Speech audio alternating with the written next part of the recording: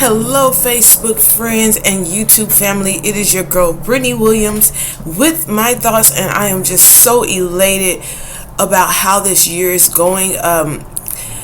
Guys, I one of the best years of my life. Just one of them. There's no other way to say it. It is simply one of the best years of my life. But I really want to talk about what's going on in our political arena.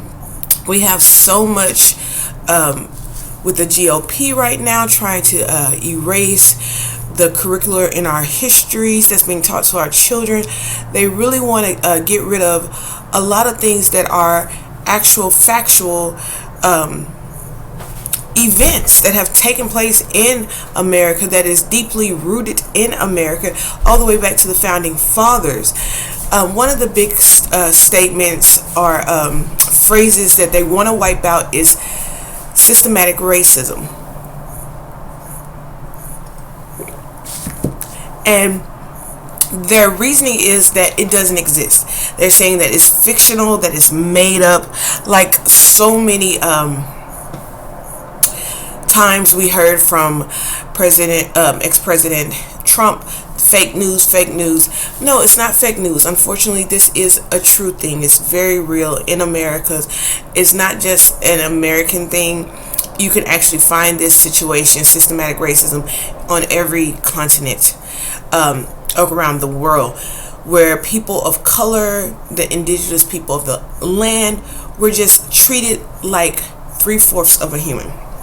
It was even written in our Constitution when after the slaves were freed and Abraham Lincoln signed the paper and people began to get the rights. People of color began to get the rights to vote. They were only counted for 3/4 of a vote, and so this is not stuff that's being fabricated out of the sky. This is actually true and factual. And so it's really scary to know that the GOP is now fighting for, on a federal level, to get rid of the term systematic racism, to do what was done in Texas. If you're not aware, the law was passed in Texas where slavery is no longer a requirement to be taught in the history classes. We do know that even though the North won the Civil War, that all of our school books do originate from the South, and so the South has been for centuries teaching. Y'all, excuse me, I'm really thirsty.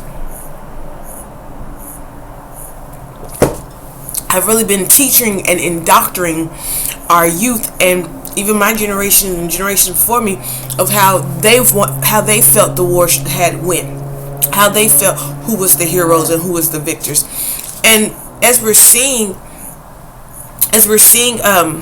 this play out, we're also seeing culture council take place on the opposite side, on the Democrat side, and the far Democrat side. You're seeing what is the Culture Council, where you're seeing the removal of a lot of statues, the changing of names on government buildings and schools and everything, and the removal of the Confederate flags from public places. It's just, my thing is, there's a fine line, and I feel like as a nation, our government is beginning to has crossed the fine line. And on both sides, they are doing the same thing and calling it two different things. They're calling it apples and oranges. They're both, on both sides, what they're doing is they're wiping out the truth of our history. And they're trying to replace it. For years, we've seen, I'm from the South, and so for years I've seen the Confederate flag fly. I know the meaning of the Confederate flag because I grew up in the South, and I know the truth of the matter. But the thing is, if we remove all of these symbols, if we remove GOP, if you remove it from the history books, Democrats, if you remove it from the public view, the statues and everything, how are the generations that are going to come after us ever learn or hear these people who existed that changed history as we know it? We need to keep our history available and ready to be received by the generations to come.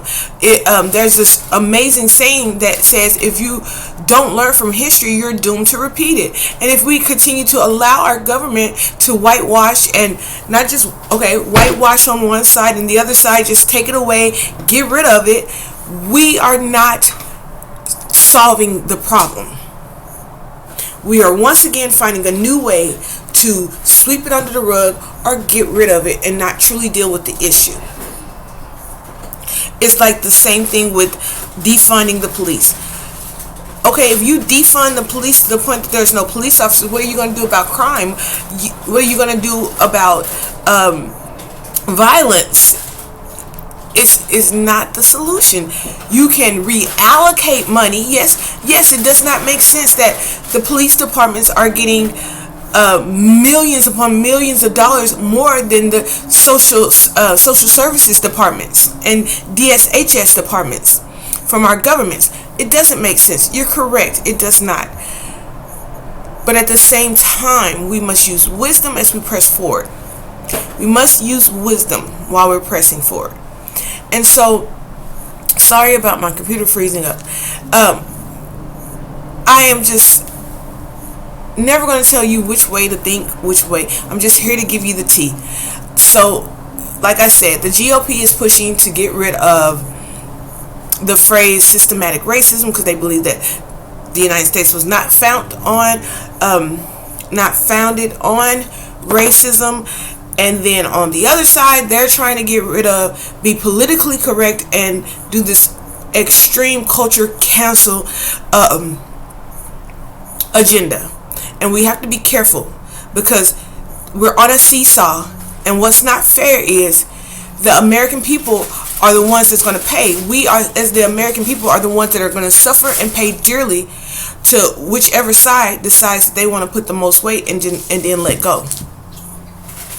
Because with any seesaw, when you have two people on it and you're playing and having fun and one jumps off, who's ever left on is the one that's going to suffer. And they're going to suffer badly.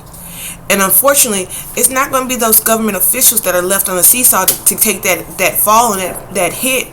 It's going to be the American people as always. So you have to be careful. You have to be mindful that no matter which way or which side you're on, you have to be mindful that you are doing things that affect everyone as a whole.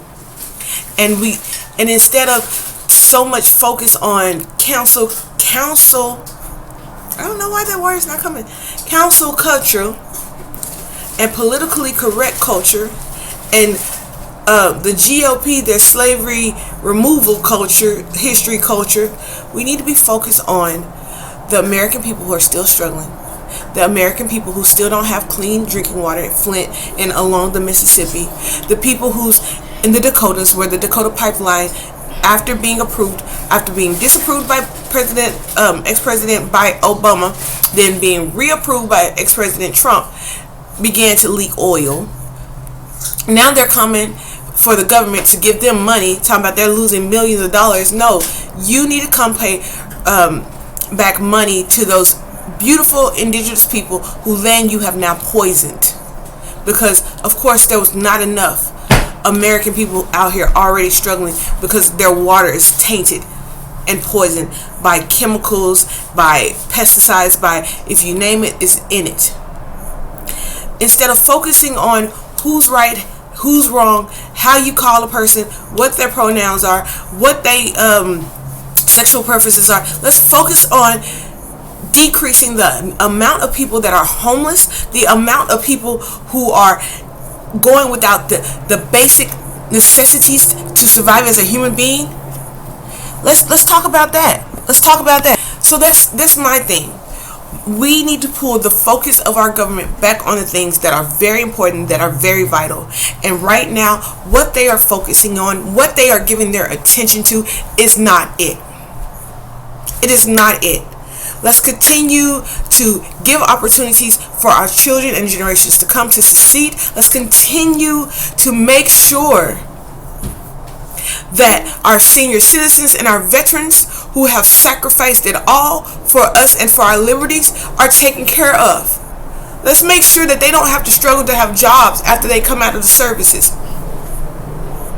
Let's get focus where focus is needed. Why are people still struggling to rebuild and get supplies from FEMA after hurricanes, after fires? Let's focus on that stuff.